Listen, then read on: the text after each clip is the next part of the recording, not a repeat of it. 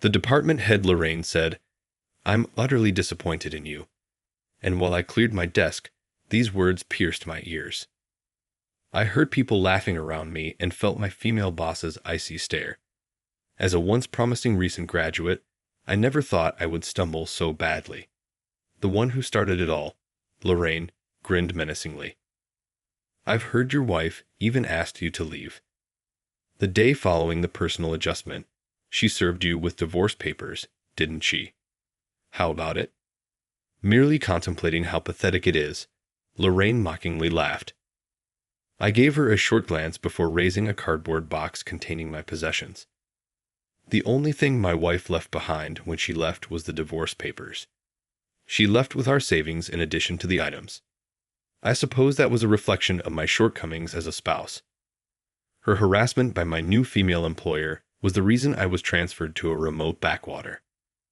Even though Lorraine would frequently scoff at me, I never imagined that I would be held accountable for her faults at work. I was moved to a branch office in the country and blamed for them. I got married straight out of college, and my ex-wife left me because she felt I had let her down. Jordan, one of my coworkers, approached me while I was packing. "I'm going to miss you around here." I'm at a loss on what to do. I'm not required here anymore. Then there must be something for you to do in the new place you're going to. Possibly. I appreciate everything. See you later. I moved to the rural town shortly after leaving my prior position with everything I owned. We are so happy to have this young man join us at the beginning of the year. Welcome on board. Salutations. Everyone at the branch office greeted me warmly on my first day of work, even hosting a welcome party in the conference room. I didn't get the same treatment in head office as I did here. Man, this place is filled with elderly employees who hardly know how to use current technology. That's about all we can do with Word. We can type just like we used to on a typewriter. Do you even know what a typewriter is? Yes, I do indeed. You can now demonstrate to us how to use these new phones to send emails and take pictures and movies. I'd also like to learn more about apps. We were having cocktails when I couldn't help but ponder deeply. It's true that hardly many young people reside in this isolated town, and I was shocked to learn that the majority of staff members at this branch office were retired retirees. At this age, having a job is good, but we're not techies. Nobody is available to educate us how to use computers, thus we are having problems with them. You're correct. Excel is even unusable for us. Everything we do just takes a long time, since we still work with pen and paper. Even when we post a job for a part-time position, we are unable to locate somebody with computer abilities. I see. I questioned my ability to succeed in such a setting. I had little choice but to start working at this branch office, where I was warmly greeted despite my reservations. I had to educate senior staff members the fundamentals of computers the following day at work. Let's investigate. First, create a simple Excel chart. Then, maybe use a function from the advanced course. I printed up 4-sized guides that were carefully designed for each person. I thought that by using the manuals, I would be able to stop them from saying things like, "Oh, I asked about this before, but I forgot." The older employees were inquisitive and prone to forgetfulness. I took notes so that I could make the manual's extensive graphics and drawings as plain as feasible.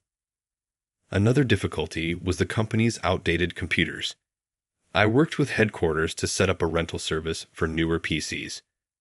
There ought to be no more justifications for why someone can't perform office work. I just have a question. Before I arrived, who was managing the office job since no one knew how to use Excel? Perplexed, I inquired with my coworker, Henry, about it. Emma was the one. Emma. She is Max's daughter, and Max lives close by. After graduating from college, she was hired in a city, but her employer failed because of the recession. She returned home after failing to secure employment elsewhere. She was employed here as an office clerk for a while before having to leave because of some family matters. Well, with what happened, it couldn't be helped. What happened? It's nothing, nothing. Henry went back to his desk without saying anything else. She had no other job in this town, so why did she quit? What would have occurred? I had been thinking about this Emma girl for a long time. After a while, the weather unexpectedly changed one weekend. It was beautiful one moment and pouring rain the next. Not even that I could hang the wash outside. As I peered out the window, contemplating, someone paid a visit to the ancient house I was renting. The doorbell rang again as I went to the door, where I saw a sodden woman from the rain. "Hello. What took place? You're completely drenched with water. What is happening?" I was compelled to ask the woman. "Hello. I apologize for bothering you. My dad vanished from sight. Have you noticed any old men around here wearing pajamas?" "No, I haven't seen anyone." When she heard that, she lowered her gaze and remarked, "I see. Your father is missing?" I inquired, passing her a towel. When I asked, she gave me a subtle nod. "Have you contacted the police?" "I have, indeed. Even now, they're looking for him." The public address system proclaimed the disappearance of an older man, Max Iron, 58 years old, with a medium build, seemingly on cue. "Max, hold on. Emma, are you there?" "Yes, I am that person." I was somewhat aback to see it was Emma, the same woman Henry had mentioned at work the previous day. The former worker for our business. Her father was the one who was absent. I went on to tell her that I was employed by the same company that Emily had worked for in the past.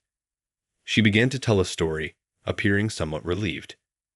She informed me of her father's dementia and how her need for care caused her to resign from her position. Even though it was difficult for her to make ends meet, she managed somehow with the help of the government and her meager resources. "But lately, my father started wandering off frequently, and I can't deal with it on my own anymore," she continued. "I see. I've discussed with his care manager the possibility of putting my father in a care facility," she sighed. "However, I'm not sure if it's the best course of action. I feel bad about checking Dad into a care home, especially since he helped me pay for college. Perhaps I ought to keep looking after him on my own." Her eyes filled with tears. She must have spent a long time contemplating this on her own. "I see. That must be really tough. Thank you for sharing this with me. Oh, I should be going now. Are you going to continue looking for your father on your own?" "Yes, I can't keep bothering others with this." "You should change out of those wet clothes, even if it's warm outside." Her face turned red, embarrassed. She hugged herself and looked down. "Oh no, I'm sorry for my appearance." Just then, the emergency broadcast resumed. "Max has been found safe. Thank you all for your assistance." "Oh, they found my father. That's great to hear." "Yes, I'm so glad. Thank you," she said with a smile. I found myself worrying about her and impulsively offered my help. "If you like, I can come with you to pick up your father. I can bring my car right now." "But that'll be too much. We've just met. I'm an employee of the company you used to work for. I heard about you from others. Given the situation, let me help you." "Okay, thank you." She reluctantly agreed to my offer. After that, I drove her to pick up Max. Exhausted, Max was sound asleep in the hospital bed. He had been found with a bruised hip and was scheduled to get some tests done the next day for precaution. He was admitted to the hospital, and I ended up driving him home. It must be really tough taking care of your father all by yourself. Not at all. It's something everyone does. During the drive, we talked a lot. She seemed anxious about her future as she was unable to work but had to care for her father. "I'd prefer to stay at home as much as possible," she said, looking vulnerable. Hearing her story, I came up with a suggestion. "But I'm not sure if I can manage it. I'm already overwhelmed with my father's care. It might be better to consider placing your father in a care facility sooner. What if something like today happens again, and he's not found?" That's true, but at least in a care facility, the risk of him wandering off would be significantly reduced. I know. I'll think about it. Thank you for your advice. I might have been interfering, but I thought something needed to be done for her before it was too late. Shortly thereafter, I decided to bring up a matter at the company. I made a suggestion that some of the computer-based tasks should be outsourced. The proposed contractor was Emma. I'm anxious about balancing work from home and caregiving, but I'll give it a try. Having some income will make life a bit easier as well. I agree. I'll do my best. The company quickly approved the proposal, and Emma began assisting with our office work. She also started searching for a care facility to take in her father. Continuing caregiving without a job was financially challenging, and to avoid repeating her father's missing incidents, it seemed necessary to find a facility for him. I'm missing living with my father, but I've realized it's selfish of me to keep him at home, she said with a wistful smile. Sometime later, a place for her father in a facility was secured, located next to the hospital in town. It provided reassurance of immediate medical care if needed. Emma told me about this with a smile. That's great. Your work is highly praised at the company now. Would you consider coming back to the office to work with us? There's no need for you to work from home anymore. Teaching everyone about computers is quite a task for me. I offered it while laughing, and she looked surprised and said, Really? Is that acceptable? Indeed. The business really wants to rehire you. How do you feel? Yes, please. I would be honored to accept that offer, she said with excitement. I replied, No. Thank you for coming back to our team. Emma came back to work for us after being rehired. Looking forward to working with you again, she concluded. It feels great to have you back. The office will be more lively with you there. I'll do my best again. I got a flutter of joy as I saw her dazzling smile. I wasn't sure at first if I would survive in this small town, but I'm beginning to feel confident. Jordan, an old colleague of mine, told me before I got here, and I instantly remembered. There must be something for you to do. Yes, there must be something for me to do here. With a feeling of destiny, I made the decision to always